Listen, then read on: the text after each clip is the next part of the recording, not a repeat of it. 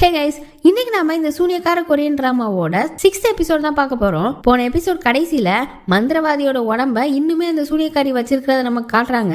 அப்புறம் அப்படி இந்த எபிசோட் ஸ்டார்டிங்ல நம்ம ஹீரோயின் கிட்ட இருந்தா சீரிஸ் ஸ்டார்ட் ஆகுது. அவ பரபரப்பா ஏதோ ஒரு வேலை பார்த்துட்டு இருக்கா. நிறைய மூலிகை வேர்கள் பூக்கள்லாம் வச்சிருக்கா. அப்ப அப்படியே அவ கிட்ட இருந்த அந்த மணி எடுத்து பாக்குறா. யோன் கொடுத்துருப்பானே அது. அப்படியே யோனோட ஞாபகம் அவனுக்கு வருது. அசிஸ்டன்ட்டும் வந்து என்னாச்சு காலையில என்ன பண்ணிட்டு இருக்கேன்னு கேட்க, இல்ல மருந்து பண்றதுக்கு இன்னும் நிறைய பொருள் தேவைப்படுது, நீ போய் விருப்பச்சீட்டை எடுக்கும்போது கொஞ்சம் எடுத்துட்டு வா அப்படின்னு சொல்றா. அப்புறம் அப்படி அசிஸ்டன்ட் இன்னொரு விஷயத்த யோசிச்சு பாக்குறான். என்னன்னா, மேற்கு நட்சத்திரம் மறைகிறதுக்கு முன்னாடி இந்த மெழுகுவர்த்தி எல்லாம் ஏத்தணும்னு சொல்லியிருப்பாங்கல்ல, அப்படி ஏத்தலைன்னா இந்த சாபத்தை யார் முறியடிக்கணும்னு நினைச்சிட்டு இருக்காங்களோ அவங்க இறந்துருவாங்கன்னு அதுல போட்டிருக்கு. அதை யோசிச்சு பார்த்து அசிஸ்டன்ட் வருத்தப்படுறான். அப்புறம் அப்படி இங்க இருந்து சூனியக்காரியை காட்டுறாங்க. அவன் எப்பவுமே ஒரு சட்டியில ஒரு பவுடரை போட்டுட்டு இருப்பாள்ல, அதை போட்டுட்டு இருக்கா. அப்படியே ஒரு கருப்பு புகை அதுல இருந்து வருது. பக்கத்துல ஒரு மீன் தொட்டியில மீன்லாம் செத்து கிடக்கு. அதுக்குள்ள அந்த புகையை விடுறா. அந்த மீன்களுக்கு எல்லாம் உயிர் வந்துருச்சு. இப்ப என்ன வேலை பார்த்துக்கிட்டு இருக்குன்னு தெரியல. அப்புறம் அப்படி இன்னொரு பக்கம் இந்த கீ சாங்ஸ் எல்லாம் இருப்பாங்கல்ல, அந்த இடத்த காட்டுறாங்க. அங்க ஒரு பொண்ணு ஒரு சைடு மூஞ்சி அவளுக்கு ஒரு மாதிரி வெந்த மாதிரி இருக்கு. அவகிட்ட அந்த ரவுடி பேபி உட்காந்து பேசிட்டு இருக்கா. இவங்க ரெண்டு பேரும் ஃப்ரெண்ட்ஸ் போல. இந்த கீசாங் பொண்ணுக்கு யாரையோ பிடிச்சிருக்கான். அவரை எப்படி இம்ப்ரெஸ் பண்றதுன்னு தெரியல. எனக்கு வேற முகம் இப்படி இருக்கு அப்படின்னு வருத்தப்பட்டு இருக்க. இந்த ரவுடி பேபியும் அப்படி உட்காரு இப்படி உட்காரு, அப்படி பேசு இப்படி பேசுன்னு என்னெல்லாமோ ஐடியா கொடுத்துட்டு இருக்கா. இப்ப ஹீரோ அந்த கீசாங்ஸ் இருக்கிற இடத்துல தான் இருக்கான். அவன் யாரையும் முறைச்சு பாக்குறான். யாரடான்னு பார்த்தா இவன் அண்ணகாரன் இருக்கான்ல, அவனும் அங்கதான் வந்திருக்கான். நிறைய பேர் அவனுக்கு ஏதோ பரிசு எல்லாம் கொடுக்குறாங்க.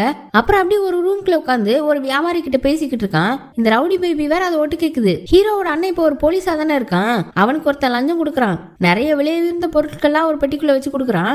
ஏதோ ஒரு பொருளை கடத்துறதுக்கு செக்கிங்ல இருந்து தப்பிக்கிறதுக்காக தான் போல.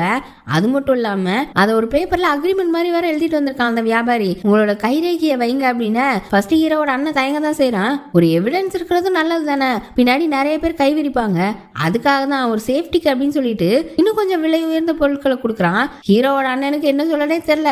இவ்வளவு காசு கிடைக்குதுன்னு சொல்லி அவனும் கைரேகையை வச்சுட்டான். அப்புறம் அப்படியே அந்த வியாபாரி அங்க இருந்து கிளம்ப நிறைய கீ சாங்ஸ் எல்லாம் உள்ள வராங்க. அப்ப முகத்துல காயம்பட்ட மாதிரி இருக்கும்ல ஒரு பொண்ணு, அவளும் வரா. அவ அந்த காலத்துல மியூசிக் வாசிக்கிறதுக்கு ஒரு கருவி வச்சிருப்பாங்கல்ல, இந்த கீ சாங்ஸ் இருக்கிற இடத்துல அவ அதெல்லாம் வாசிப்பா போல. நீ எல்லாம் எதுக்கு இங்க வர அப்படின்னு சொல்லிட்டு அவளை வேற இந்த ஹீரோவோட அண்ணக்காரன் விரட்டி விட்டான். ஏன்னா அவளுக்கு முகத்துல ஒரு சைட்ல ஒரு மாதிரி இருக்கும்ல தீக்காயம் மாதிரி, அதனால. அப்புறம் அப்படி இந்த வியாபாரிய பார்த்தா அவர் வெளியில நடந்து போயிட்டு இருக்காரு. இந்த ரவுடி பேபி இருக்குல்ல, அது அவரை ஃபாலோ பண்ணிட்டே வருது. அந்த வியாபாரியும் கொஞ்சம் தொலைவில் போய் நம்ம ஹீரோ இருக்கான்ல, அவன் கிட்ட அந்த கைரேகையை வச்சு பேப்பரை கொடுக்குறான். அதுக்கும் இந்த வியாபாரி காசை வாங்கிட்டு போறான். இது எல்லாத்தையுமே இந்த ரவுடி பேபி பார்த்துட்டு இருக்கு. அப்புறம் அப்படி ஹீரோ அவனோட அம்மா சமாதிக்கு வரான். அவங்க அம்மா சமாதி பக்கத்துல எதையோ ஒன்று புதைச்சு வச்சிருக்கான். அதை தோண்டி உள்ள ஒரு பெட்டி இருக்கு, அதுல இந்த பேப்பரை வச்சிருக்கான். இந்த மாதிரி நிறைய பேப்பர் வச்சிருக்கான். இவன் அண்ணனுக்கு எதிராக எவிடன்ஸ் எல்லாம் கலெக்ட் பண்ணி வச்சிருக்கான் போல. ரவுடி பேபி இவனை இங்க வர ஃபாலோ பண்ணிட்டே வந்துருச்சு. இவனும் யாரும் பார்க்கல நினைச்சு சுத்தி சுத்தி பார்த்துட்டு அங்க இருந்து கிளம்புறான். ஆனா இந்த ரவுடி பேபி அவன் பார்த்திருப்பான் போல. டக்குன்னு அவளை பிடிச்சி என்ன ஃபாலோ பண்ணிட்டு இருக்கேன்னு கேட்க, அச்சச்சோ இல்லையன்னு சொல்ல, இவன் அன்னைக்கு அடிச்சால இவனை, அது இவனுக்கு ஞாபகம் வந்திருக்கும் போல. அதையும் சொல்லி கேட்டுட்டு இருக்கான். அப்படி இன்னொரு பக்கம் ஹீரோவோட அண்ணனை பார்த்தா அவன் அப்படி சரக்கு அடிச்சிட்டு இருக்கானா. அப்ப இவன் கைரேகை வச்சு வரல, அந்த கைரேகை வைக்கிறதுக்கு ரெட் கலர் பெயிண்ட் யூஸ் பண்ணிருப்பாங்க. அதை பாக்குறான். இவனுக்கு ஏதோ சந்தேகம் வருது. வெளியில நின்று இவனோட வேலையால கூப்பிட்டு அந்த வியாபாரியை பத்தி விசாரிக்க சொல்லியிருக்கான். அந்த வியாபாரி இங்கதான் ரூம் எடுத்து தங்கியிருப்பார் போல. நைஸா அங்க இருந்து கிளம்பலான்னு பார்க்க ஹீரோவோட அண்ணன் முன்னாடி வந்து நிக்கிறான். எனக்கு என்னதான் யோசிச்சாலும் உன் மேல நம்பிக்கை வர மாட்டேங்குது, நீ எங்க கிளம்புற அப்படின்னு பேசிட்டு இருக்கும்போது அந்த வியாபாரி அங்க இருந்து ஓட ஆரம்பிக்கிறான். அப்புறம் அவனை பிடிச்சிட்டு வந்து என்ன யாதுன்னு விசாரிச்சா, எனக்கு இந்த மாதிரிலாம் ஒருத்தன் காசு கொடுத்து தான் பண்ண சொன்னான், அது யார் என்ன நான் முகத்தை பார்க்கல அப்படின்னு சொல்லிடுறான். அப்போ ஒரு வாய்ஸ், அது யாருன்னு எனக்கு தெரியும்னு, லேடி வாய்ஸ் தான், கண்டிப்பா அந்த ரவுடி பேபியா தான் இருக்கும். அப்புறம் அப்படி நம்ம ஹீரோயினை கட்டுறாங்க. அவளோட பழைய பட்டத்தை வச்சு நம்ம ஹீரோவை பத்தி யோசிச்சு பார்த்துட்டு இருக்கா. நீ உயிரோட தானே இருப்ப அப்படின்ற மாதிரி. அப்புறம் அப்படி இன்னொரு பக்கம் அந்த கீசாங்ஸோட இடத்துல தான் கட்டுறாங்க. ஹீரோ தான் அவன் ஒரு ரூம்ல உட்காந்து அந்த பொண்ணு இருக்கால, முகம் கூட சைட்ல ஒரு மாதிரி வந்திருக்குமே, அவன் வெளியில வருத்தமா இருக்கிறத பார்த்துட்டு அவளை உள்ள கூப்பிட்டு இந்த கருவியை வாசிக்க விட்டுருக்கான். அவளும் வாசிச்சுட்டு இருக்கா. இவனுக்கும் ஹீரோயினோட ஞாபகம் தான். அப்போ இந்த பொண்ணும் ரவுடி பேபி சொல்லி கொடுத்துச்சுல, அதே மாதிரி ஆக்ஷன் பண்றது பேசுறது அந்த மாதிரிலாம் இருந்துட்டு இருக்கும்போது ஹீரோ இருந்துட்டு, உனக்கு என்னாச்சு, என்னெல்லாமோ வித்தியாசமா பண்ணிட்டு இருக்க, யாராவது உன்னை ஏதாவது சொன்னாங்களா, யார் என்ன சொன்னாலும் எதுவும் நினைக்காத, என் கண்ணுக்கு நீ அழகாதான் இருக்க அப்படின்னு சொல்லி சமாதானப்படுத்த பாக்குறான். அவளும் அதெல்லாம் நீங்க போய் சொல்லாதீங்க, சொல்லாதீங்க, என்னோட இடம் எதுன்னு எனக்கு தெரியும் அப்படின்னு அவளும் வருத்தத்தோட சொல்றா. அப்புறம் ஏதோ 100 வருஷம் மரம்னு ஒண்ணு இருக்கான், அதுல அவளோட விருப்பத்தை எழுதி போட போறதாவும் சொல்றா. அவன் புரியாம முழிக்க, உங்களுக்கு தெரியாதா நம்ம அந்த மரத்துல என்ன வேண்டிக்கிட்டு எழுதி போடுறோமோ அது நடக்கும் அப்படின்னு சொல்றா. இப்ப அப்படியே அந்த 100 வருஷம் மரத்துக்கும் போறா. என்ன மரம்டான்னு பார்த்தா இந்த அசிஸ்டன்ட் விருப்ப சீட்டை எடுத்துட்டு வரான்ல அந்த மரம் தான். இந்த பொண்ணு அந்த மரத்துல இவளோட ஆசையை எழுதி கட்டுறா. இவளுக்கு என்ன ஆசைனா நம்ம அழகாகணும், ஹீரோக்கு ஈக்குவலா வரணும் அப்படின்ற மாதிரி. ஏன்னா இவளுக்கு ஹீரோவை ரொம்ப பிடிச்சிருக்கு. அவ அப்படி எழுதிட்டாங்க போக இதை அசிஸ்டன்ட் பார்த்துட்டு இருந்திருக்கான். அவளோட விருப்ப சீட்டை எடுத்துட்டு போய் ஹீரோயின் கிட்டையும் கொடுக்குறான். ஹீரோ ஏதோ மருந்தெல்லாம் தயாரிச்சிட்டு இருக்கால. அது என்ன விஷயம்னா இவங்க ஒரு புக் ஆஃப் பேனிஷ்மெண்ட் ஒன்று எடுத்தாங்கல்ல, அதுல நிறைய மருத்துவ குறிப்புகள்லாம் எழுதியிருக்கு. அதை பார்த்து இவன் மருந்து தயாரிக்கிறா. இப்போ இந்த பொண்ணு அழகாகணும்னு கேட்டிருக்கால, அதுக்கு நிறைய பூக்கள் பட்டைகள்லாம் அரைச்சி ஒரு மருந்து மாதிரி தயாரிக்கிறா. இதுக்கு முன்னாடி கூட அந்த முகமுடி கில்லர் ஒருத்தனை கொண்டு தலைகீழ தொங்க விட்டுருந்தானா, அவன் கையில ஒரு மருந்து பாட்டில் இருக்கும். அதே மாதிரி பாட்டில்ல தான் ஹீரோயின் இப்ப மருந்து தயாரிச்சிருக்கா. என்ன நடக்குதுன்னு ஒரே குழப்பமா இருக்கு. அப்படி இன்னொரு பக்கம் ஹீரோவோட அண்ணனை காட்டுறாங்க. அவன்கிட்ட ரவுடி பேபி தான் வந்து எனக்கு அவர் யாருன்னு தெரியும்னு சொல்லியிருப்பா போல. இவனும் யார் என்னன்னு கேட்டா ஃப்ரீயாலாம் சொல்ல மாட்டேன், காசு கொடுத்தா அது எந்த இடத்துல இருக்குன்னு சொல்லுவேன் அப்படின்னு சொல்லியிருப்பா போல. அதான் அந்த எவிடன்ஸ் ஃபிங்கர் பிரிண்ட் வச்சானே அது. இப்ப அப்படி அடுத்த நாள் காலையில ஒரு ஆத்தோரமா இன்னொரு உடம்பு கிடைக்குது. அது ஒரு பொண்ணோட உடம்பா. அந்த பொண்ணு கையிலையும் ஹீரோயின் ஒரு மருந்து தயாரிக்கிறாள் அந்த பாட்டில் இருக்கு. இந்த கேஸை யோன் தான் விசாரிக்கிறான் போல. யோனும் அவனோட அசிஸ்டன்ட் பொண்ணு இருக்கால, அவளும் அங்க நின்று பார்த்துட்டு இருக்க. ஏதோ ஒரு அம்பு வந்து பாயுது. எல்லாம் இந்த சூரியக்காரியோட வேலை தான். 2 அடியாள் பொண்ணுங்களை ஏவி அம்பு விட வச்சிருக்கா. அதுல ஏதோ எழுதி கட்டியிருக்கா. என்னன்னு யோன் எடுத்து பாக்குறான். ஆனா அது நமக்கு என்னென்னலாம் காட்டல. இப்ப அப்படியே இந்த முகத்துல காயம் இருக்கிற பொண்ணை காட்டுறாங்க. அவகிட்ட மந்திரவாதியோட அசிஸ்டன்ட் ஒரு மருந்து கொடுத்துட்டு போயிருக்கான். அவ அழகாகணும் 100 வருஷம் மரத்துல எழுதி போட்டிருந்தால. ஃபர்ஸ்ட் அவ யோசிக்கிறா இது எப்படி நான் நம்புறதுன்னு. ஆனா அவன் உன்னோட விருப்பம் ஆழமா இருந்தா இது கண்டிப்பா நடக்கும்னு சொல்லி இருந்திருப்பான். அந்த மருந்துக்கு பதிலாக அவகிட்ட விளக்கேத்தி வாங்கிட்டு போயிருப்பான். இவளும் குடிச்சிடுறா. குடிச்சது அவளுக்கு ஒரு மாதிரி இருக்கு. அப்படியே தொண்டையை பிடிச்சிட்டு படுத்துட்டா. அப்புறம் அப்படியே கொஞ்ச நேரம் கழிச்சு ஒரு பொண்ணு எங்க அந்த பொண்ணு ஆளைய காணும்னு சொல்லிட்டு அந்த முகத்துல காயம் இருக்குல்ல, அந்த பொண்ணு ரூம்குள்ள வரா. பார்த்தா அவன் முகத்துல காயமே இல்ல. இப்ப அப்படியே ரொம்ப அழகாயிருச்சு. இந்த அசிஸ்டன்ட் வேற விளக்கு வாங்கிட்டு போனானா, அவன் அப்படியே ஹீரோயின் கிட்ட கொண்டு கொடுக்குறான். அவன் அந்த விளக்குல இருந்து தீய பிடிச்சி அந்த மெழுகுவர்த்தி ஏத்துறா.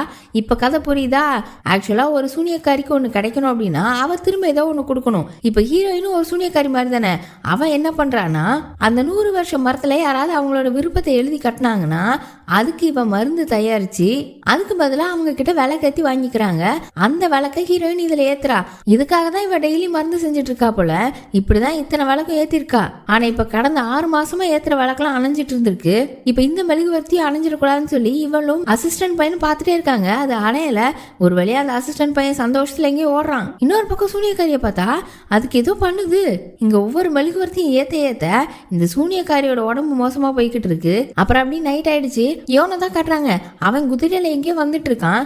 அப்புறம் ஒரு இடத்துல இறங்கி ஒரு மேப்பை பாக்குறான். அப்ப இந்த சூனியக்காரியோட அடியாள் பொண்ணுங்க அம்பு வீசிச்சுங்கல்ல, அது ஒரு மேப்பை தான் அனுப்பிச்சிருக்குதுங்க. இவனும் அந்த மேப்பை வச்சுதான் வந்துட்டு இருக்கான். அப்புறம் பார்த்தா ஒரு சின்ன குகை மாதிரி இருக்கு. உள்ள போனா இங்கதான் அந்த சூனியக்காரி பொம்பளை இருக்கு. என்ன தேடிட்டு இருந்தியாமேன்னு கேட்க, அவனும் 5 வருஷத்துக்கு முன்னாடி என் அப்பா அந்த டோயஸ் டெம்பிள்ல இருந்த ஆளுங்க எல்லாரும் சாகும்போது நீங்க அங்கதானே இருந்தீங்க, உங்களுக்கு ஏதாவது தெரியுமான்னு விசாரிக்கிறான். ஆனா சூனியக்காரி நான் இல்லைன்னு சொன்னாலும் நம்பவா போறேன், ஆனா என்னால ஒண்ணு பண்ண முடியும், உன் அப்பாவை பார்க்க வைக்க முடியும்னு சொல்லிட்டு அதுக்கு பதிலா ராஜாவை பார்க்கணும்னு கேக்குது. ராஜாவுக்கு ஒரு கொடிய நோய் இருக்கு, அது என்னாலதான் போக்க முடியும், அதுக்கு நான் ராஜாவை பார்த்தே ஆகணும் அப்படின்னு சொல்லுது. ஆனா யோன் அதுக்கெல்லாம் அசைஞ்சு கொடுக்கல. அதுக்கெல்லாம் வாய்ப்பே இல்ல, உங்களால எங்க அப்பாவை கண்டுபிடிக்க முடியும் அப்படின்னா என்னாலே கண்டுபிடிக்க முடியும்னு சொல்லிட்டு கிளம்ப பாக்குறான். அப்ப இந்த சூனியக்காரி உன் அப்பா ஒரு விஷயத்த சொல்ல சொன்னாரு, என்ன ஆனாலும் சரி யோன் கண்டுபிடிச்சிருன்னு சொன்னாரு அப்படின்னு சொல்லுது. அவன் அப்படி போறான். ஆனா அவனுக்கு ஒரு மாதிரி ஏதோ ஆகுது. அவன் கழுத்துல வேற ஒரு சிம்பிள் உண்டாகுது. இந்த சூனியக்காரி இவன் ஏதோ பண்ணிருச்சுன்னு நினைக்கிறேன். அந்த சிம்பிள் கழுத்துல எல்லாம் இருக்கல, வந்துட்டு மறைஞ்சு போயிருச்சு. அவன் போனதுக்கு அப்புறம் இந்த சூனியக்காரி மந்திரவாதியை வச்சிருக்கிற இடத்துல போய் நின்று பார்த்துட்டு அவர் கழுத்துல ஒரு தழும்பு இருக்கு. அதை பார்த்துட்டு ஏதோ யோசிச்சு பார்க்குது. என்னன்னா இப்ப இருக்கிற புது அரசருக்கு முன்னாடி ஒரு அரசர் இருந்திருப்பார்ல, அவர் அப்படி படுத்து படுக்கையா கிடக்குறாரு. அவரோட பணியாளர்களும் மயங்கி கிடக்குறாங்க. அந்த சூனியக்காரி அங்க வந்து அரசன் மேல ஒரு மந்திர சீட்டை வைக்குது. இந்த அரசர் அவருக்கு வாரிசு வேணுங்கிறதுக்காக அரண்மனையில உள்ள நிறைய பணிப்பெண்களோட வாழ்க்கையை மோசம் பண்ணியிருப்பார் போல. அதெல்லாம் சொல்லிட்டு உனக்கு என்ன மத்தவங்க எல்லாம் புழு பூச்சான்னு சொல்லிட்டு அவரோட உடம்புல இருந்து ஆவியை பிரிச்சு எடுக்க பாக்குது.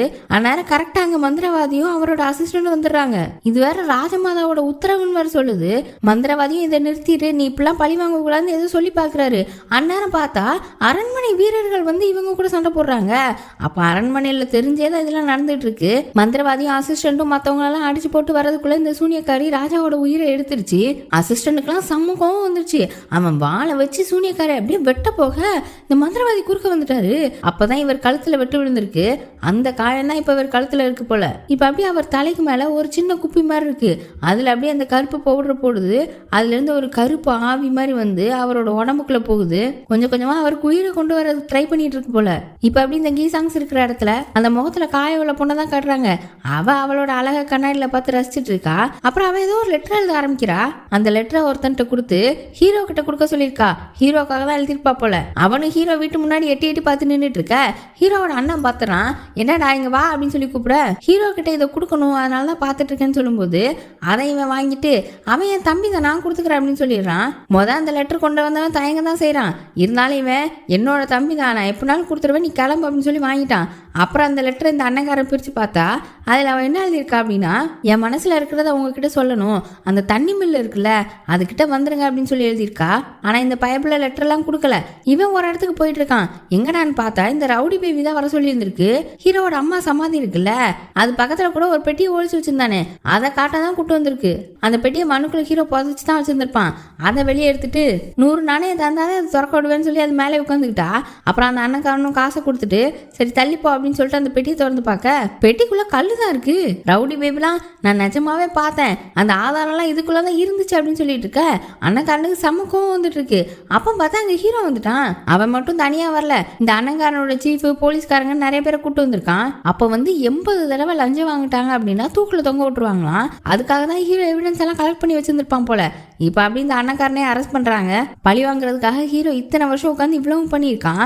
அங்க அண்ணன்காரனை ஜெயில அவங்க அம்மா வந்து பார்த்துட்டு உனக்கெல்லாம் எங்கேயாவது அறிவு இருக்காடா அந்த ஹீரோ பையன் இவ்வளோ அறிவா இருக்கான் நீ இப்படி இருக்க அப்படின்னு சொல்லி திட்டிட்டு இருக்க.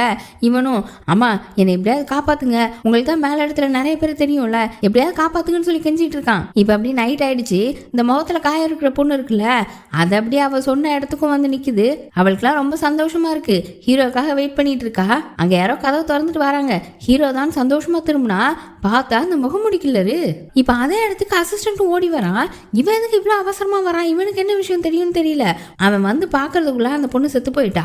அவளோட இதயத்தையும் காங்கல. அந்த முகமுடி கில்லர் பக்கத்துல தான் ஓடிட்டு இருக்கான் போல. இந்த அசிஸ்டன்ட் கண்ணையும் பட அசிஸ்டன்ட்டும் பின்னாடியே துரத்திட்டு இருக்கான். ஒரு கடத்துல புடிச்சிட்டான். நீ யாரு எதுக்கு என்னையே ஃபாலோ பண்ணிட்டு இருக்க எதுக்கு அந்த 100 வருஷத்து மரத்துல எழுதி போடுறவங்க எல்லாம் கொண்டுட்டு இருக்க சூரியக்காரி ஆளா அப்படின்னு கேக்குறான். ஆனா அந்த முகமுடி கில்லர் எந்த பதிலுமே சொல்லல. தட்டா புட்டான்னு சண்டை போட ஆரம்பிச்சிட்டான். இப்ப 2 பேருக்கும் பயங்கரமா சண்டை நடக்குது. ஆனா எப்பவும் போல அந்த முகமுடி கில்லர் ஒரு மண்ணு மாதிரி இருக்கு. அதை அசிஸ்டன்டோட மூஞ்சில் தூக்கிட்டு அங்க இருந்து ஓடிட்டான். நேரா சூரியக்காரியோட இடத்துக்கு தான் போறான். அந்த முகமுடி கில்லரும் எடுத்துட்டு வந்த இதயத்தை சூனியக்காரி கிட்ட கொடுக்க அந்த சூனியக்காரி அவ ஒரு இரும்பு சட்டி வச்சிருப்பாள்ல அதுக்குள்ள போட அந்த இதயம் அப்படியே கருப்பு பொடியா மாறுது. அதை அப்படியே அள்ளி பக்கத்துல ஒரு கிண்ணத்துல வைக்கிறா. அப்ப இத்தனை வருஷமா ஒரு கருப்பு பொடி அங்கங்க தூவிக்கிட்டு இருந்தாலே எல்லாமே மத்தவங்களோட இதயம் தான் போல. அப்ப இது எவ்வளவு பெரிய கொடூரமான சூனியக்காரியா இருக்கும். ஹீரோயின் மெழுகுவர்த்தி ஏத்துறாள்ல அவ யார்கிட்ட எல்லாம் விளக்கு வாங்கிட்டு வந்து ஏத்துறாளோ அவங்களெல்லாம் கொண்டு இந்த சூனியக்காரி இதயத்தை எடுத்துடுறா. அதனால மெழுகுவர்த்தியும் அணைஞ்சிருது. ஆனா இந்த மெழுகுவர்த்தி ஏத்துறதுக்கு முன்னாடியே சூனியக்காரி அப்பப்போ கொண்டுட்டு தான் இருந்திருக்கா இந்த கருப்பு பொடிக்காக. அங்க ஹீரோயினும் அசிஸ்டன்ட்டும் விளக்கு அணைஞ்சிருச்சேன்னு வருத்தப்பட்டு இருக்காங்க. அசிஸ்டன்ட் வேற ஒரு மாதிரி இருக்கிறத பார்த்துட்டு நீ ஏதாவது என்கிட்ட மறைக்கிறியா என்னையாவது விசாரிக்கிறா. ஆனா அவன் எதுவுமே சொல்லல. அப்படியா சரி அப்ப நானே வெளியில போய் கண்டுபிடிச்சிக்கிறேன்னு சொல்லிட்டு அங்க இருந்து ஓட பாக்குறா. மந்திரக்கட்டை தாண்டி போகலான்னு பாக்குறா. டக்குன்னு அவன் பிடிச்சிட்டு இன்னும் கொஞ்ச நாள் முயற்சி பண்ணுவோம் கொஞ்ச நாள் அப்படின்னு சொல்றான். கொஞ்ச நாளா இன்னும் 49 நாள் தான் இருக்கு. 6 மாசத்துல நான் ஒரு மெழுகுவர்த்தி கூட ஏத்தல. இப்ப என்னதான் பண்றது அப்படின்னு சொல்லிட்டு திரும்பவும் போக பாக்குறா. ஆனா அவன் பிடிச்சி நிறுத்தி நம்மளால கண்டிப்பா முடியும் நம்ம செய்வோம் அப்படின்னு சொல்றான். ஹீரோயினுக்கு சாபத்தை நீக்க முடியல இவளால நிறைய பேர் செத்துருவாங்களேன்ற கவலை. அப்படியே அழ ஆரம்பிச்சுட்டா. இன்னொரு பக்கம் நம்ம ஹீரோவை தான் கட்டுறாங்க. அவன் ஒரு ஹோட்டல்ல உட்காந்து சரக்கடிச்சிட்டு இருக்கான். அப்ப இந்த ரவுடி பேபி வருது. இந்த ரவுடி பேபி அண்ணன்காரனை கூட்டு போய் காமிச்சிச்சுல்ல அது ஹீரோ சொல்லி தான் காமிச்சிருக்கு போல. இவன் கிட்ட வந்து நான் செஞ்ச வேலைக்கு காசை கொடுன்னு கேட்டுட்டு இருக்கா. அப்புறம் ஹீரோவும் 200 நாணயங்களை கொடுக்க நான் விசாரிச்சு பார்த்தேன் அவன் உங்க அண்ணனாமே என்னாச்சு உங்க 2 பேருக்கு நடுவில் அப்படிலாம் கேட்டுட்டு இருக்கா. ஆனா இவன் எதுவும் பதில் சொல்லல. இந்த காசை வச்சு நல்லபடியா வாழ்க்கையை நடத்து இந்த மாதிரிலாம் திட்டுத்தனம் பண்ணிட்டு இருக்காதான் அட்வைஸ் பண்ணி அனுப்புறான். அண்ணனை பார்த்தா போலீஸ்காரங்க வந்து ஹீரோவை அரெஸ்ட் பண்ணி நிக்கிறாங்க. அங்க அண்ணன்காரனும் வரான். அவனோட பொசிஷனை வேற திரும்ப கொடுத்துட்டாங்க போல. ஹீரோக்குன்னா ஆதங்கம் தாங்கல. இவனை ஏன் விட்டீங்க, நான் தான் ஆதாரங்கள்லாம் கொடுத்தேனே அப்படின்னு சொல்லும் போதும் அனங்காரம் இருந்துட்டு, நீ ஏன்பா தகாத முறையில பிறந்தேன்றதுக்காக அந்த குடும்பத்தை அழிக்க நினைக்கலாமா அப்படின்னு ஒரு மாதிரி கேட்கறான்.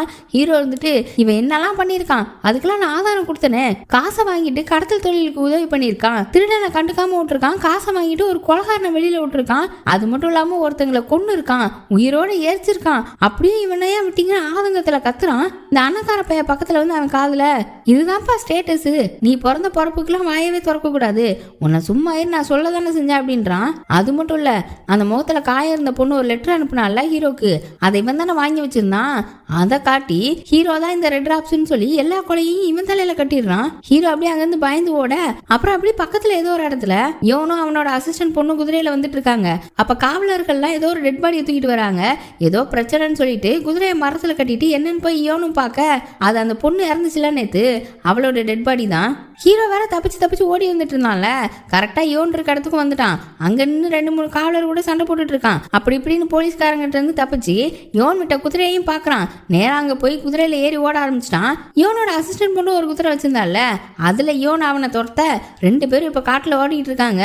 இன்னொரு பக்கம் ஹீரோயினை பார்த்தா அவன் ஒரு பட்டம் செஞ்சு வானத்துல பறக்க விட்டுட்டு இருக்கா. அவளோட கழுத்துல ஒரு சிம்பிள் வரும்ல, அந்த சிம்பிள் அப்படியே லைட்டா மின்னுது. அவளுக்கு ஏதோ சென்ஸ் ஆகுது, காட்டுக்குள்ள யோன் வந்திருக்கான்றது தெரியுது. யோனும் ஹீரோவை துரத்திட்டே ஓட, ஹீரோயின் சும்மா இருக்காம யோன் காட்டுக்குள்ள வந்துட்டான்றது அவளுக்கு புரிஞ்சதும் அந்த மந்திரக்கட்டை தாண்டிட்டா. அவ தாண்டையுமே அந்த மந்திரக்கட்டெல்லாம் அப்படியே தீயில கருகுது. இந்த பக்கம் யோன் அம்ப வச்சு ஹீரோவை அடிக்கிறதுக்கு பாத்துக்கிட்டு இருக்கான். அப்ப அவன் கழுத்துல ஒரு சிம்பிள் உருவாகுது. அப்படியே அவன் மயங்குற மாதிரி போறான். ஹீரோ முன்னாடி ஓடிட்டு இருந்தான்ல, அவன் பின்னாடி யோனை பார்த்துட்டு வர, முன்னாடி ஒரு மரத்துல தட்டி அப்படியே உருண்டு பள்ளத்துல போய் விழுறான். அப்படியே பள்ளத்துல ஒரு கல்லு மேல விழுறதுக்கு போறான். திடீர்னு பார்த்தா அப்படியே நின்று காத்துல மிதக்குறான். அவன் அப்படியே தொங்கிக்கிட்டே பின்னாடி பார்த்தா ஹீரோயின் நிக்கிறா. அப்படியே ஹீரோ அங்கேயே மயங்கிட்டான். இப்ப ஹீரோயினோட முடியையும் பார்த்தா வெள்ளை கலர்ல ஆயிடுச்சு. அந்த மந்திரக்கட்டுக்குள்ள இருக்கிற வரைக்கும் அந்த சாபம் வந்து ஒண்ணு செய்யாது போல. அந்த மந்திரக்கட்டை தாண்டையுமே சாபம் செயல்பட ஆரம்பிச்சிருச்சு. ஹீரோயினோட மண்டை வெள்ளையாயிருச்சா, யோன் மேலே அந்த சாபம் விழுந்துருச்சா. அப்படி இன்னொரு பக்கம் அந்த சூனியக்காரியை பார்த்தா அவன் மந்திரவாதி எந்திக்கவே மாட்டேக்காரின்னு சோகமா அவரே பார்த்துட்டு அங்கிருந்து கிளம்புறா. பார்த்தா அவ போனதுக்கு அப்புறம் மந்திரவாதியோட விரல் அசையுது. அப்புறம் இளவரசரோட ஆத்மாவை வேற ஒரு ஜாடியில வச்சிருந்தால, அந்த ஜாடி வேற டப்பன்னு ஆடுது. என்னமோ ஒண்ணு நடக்க போகுது. அப்படியே இந்த எபிசோடு முடியுது. இந்த சாபத்தால என்னென்ன நடக்க போகுதுன்றதெல்லாம் அடுத்த எபிசோட்ல பார்ப்போம். அதுக்கு சேனலை சப்ஸ்கிரைப் பண்ணி பெல் ஐகானை பிரஸ் பண்ணி வச்சுக்கோங்க. வீடியோ பிடிச்சிருந்தா லைக் பண்ணுங்க, ஷேர் பண்ணுங்க. Bye by.